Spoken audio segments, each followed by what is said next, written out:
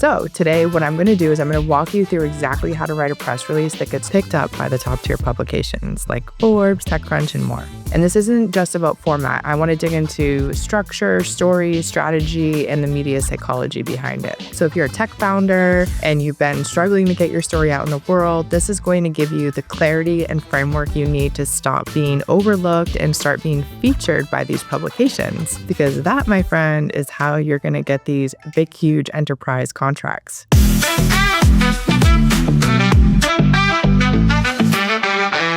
I'm Danielle Sabrina, founder of Society 22 PR, a top 10 national PR agency. For over 2 decades, I've had the privilege of helping startups, growth stage companies, and even Fortune 500 brands craft stories that don't just sound good, they get covered in publications like Forbes, TechCrunch, Bloomberg, LA Times, and more.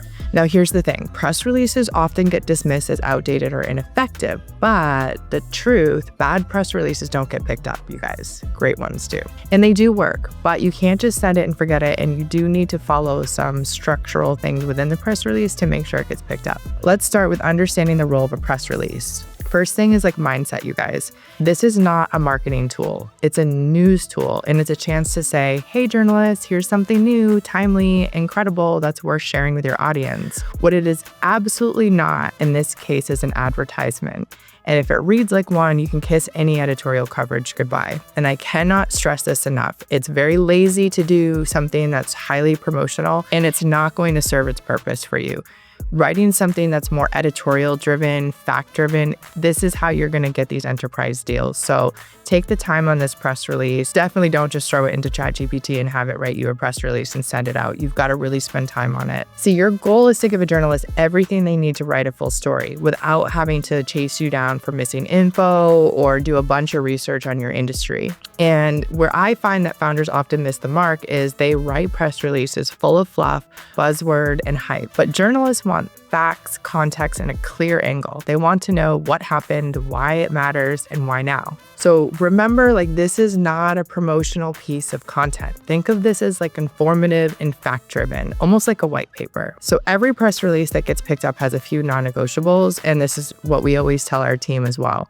First, headline. I feel like this is one of the single most important parts of the press release, and it should sound like a headline from TechCrunch or Forbes, not like a LinkedIn post or a content marketing piece. Keep it specific, punchy, and free of jargon. So an example would be San Francisco startup raises $7 million to eliminate passwords with biometric encryption. Why this works is you have the city, the funding round, the dollar amount, and a clear, innovative tech angle all in one sentence. Because sometimes journalists receive so many press releases, they're just scrolling. And your prospective buyers too, you want them to just quickly see oh, what is this? And not have to, if they haven't heard of your company, don't make them read the entire press release. They're just not going to click on it.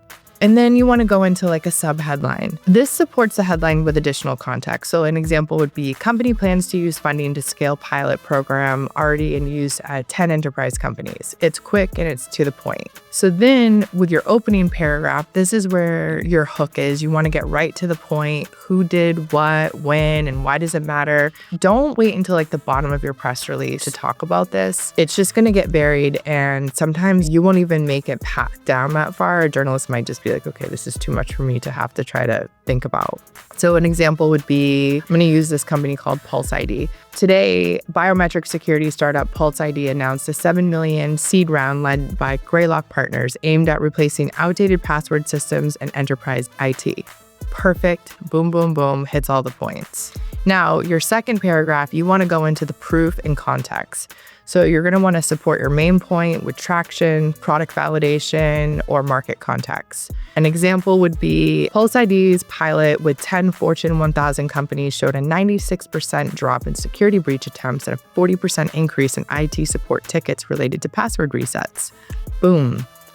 You already just said, we already tried this works, here it is. So think about if your target audience came across that. The fact that you're already saying hey, we already market tested this. So not only is this an announcement and people are investing in us, but we've already proven we can do what we say. Now, you're going to want to also have a quote from your founder or CEO, and ideally one from an investor, a partner, or a customer. So make it real, make it human, and make sure it adds value. Password-backed security is holding enterprise IT back, said Pulse ID CEO Marla Chen. This round of funding allows us to accelerate a future where access is secure, seamless, and password-free. Boom, quick and easy. Because sometimes the journalists are going to just pick up this press release, write about it, and pull the quote. They may not even respond to you and ask you for any questions or even ask you for an interview. So the more you can give them, the better. Sometimes they're on super tight deadlines, and if they can just pull what they need from that, perfect. So you're gonna wrap it up with a boilerplate about your company section. You wanna include the founding year, the location, what you do, and who you serve. So example, Pulse ID is a San Francisco-based cybersecurity company founded 2022. The company develops biometric encryption technology for enterprise applications. Contact info. Make sure it's a real name, a phone number, and email. And don't make journalists hunt you down. And make sure whoever the contact is that you're giving in this press release is someone who's going to respond quickly, will get the emails. I don't recommend doing like info at, whatever your company is if that inbox isn't highly monitored, because this is for sure the way journalists are going to reach out. But also sometimes prospective clients will also come across your press release and they will use that email. So don't use one that goes into a black hole. Make sure it's somebody that can respond quickly. So what actually makes the press release compelling is story and data, and you need both. So why did you build this? What problem are you solving? What did your early users tell you? What moment sparked the idea?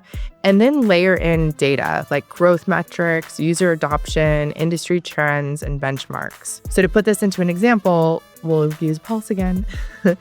Pulse ID founders came up with the idea that after one of them was locked out of their medical records while recovering from surgery, the team realized that password systems weren't just frustrating, they were dangerous. So we're going to want to tie that emotional hook to a data-driven point, such as nearly 80% of security breaches stem from weak or stolen passwords, costing U.S. companies over $4 billion annually. So when you link a personal mission or story to a market-wide pain point, you move from interesting to newsworthy. Because remember, the journalists are here to serve their audience, not just your company. Now let's talk about the assets that you're going to want to send along with the press release. I always recommend 3 to 5 high-resolution lifestyle images, screenshots of the product in use. Even a short explainer video is great. A downloadable press kit, we love that.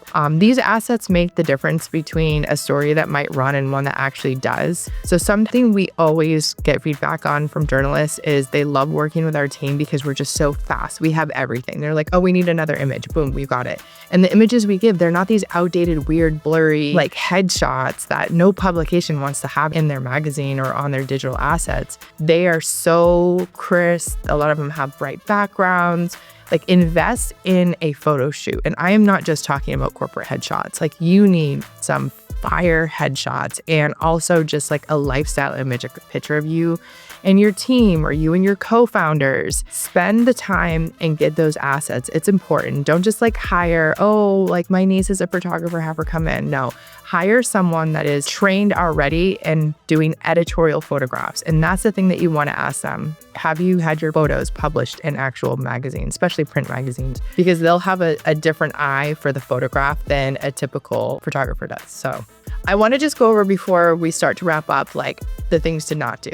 Don't overuse buzzwords. So skip game-changing, revolutionary, innovative, and don't start with your mission, start with the news. Don't forget the release date, the time zone. Don't ask to review the article. It's a hard no in journalism, and it just shows how inexperienced you are. And definitely, you guys, do not ask for a backlink. If you're lucky, they'll include one, but I'm telling you right now, if you ask for one, you will damage the relationship. So that whole you miss 100% of the things that you don't ask for, is not applicable in this case. Do not ask for one. If you want editorial control like that, these publications have media package where you can buy coverage. So you could buy that article for 50, 70 grand. And then of course you can ask for a link. Final stages. Give them something that they want to cover that serves their audience. Really try to remove yourself as a company and try to think bigger than that. How can I tie my announcement to something that impacts our industry? And that's going to put you in the position to be looked at as the expert. And that's going to be why they're going to want to feature your company. Know who you're sending in this to. Guys, customize your pitch.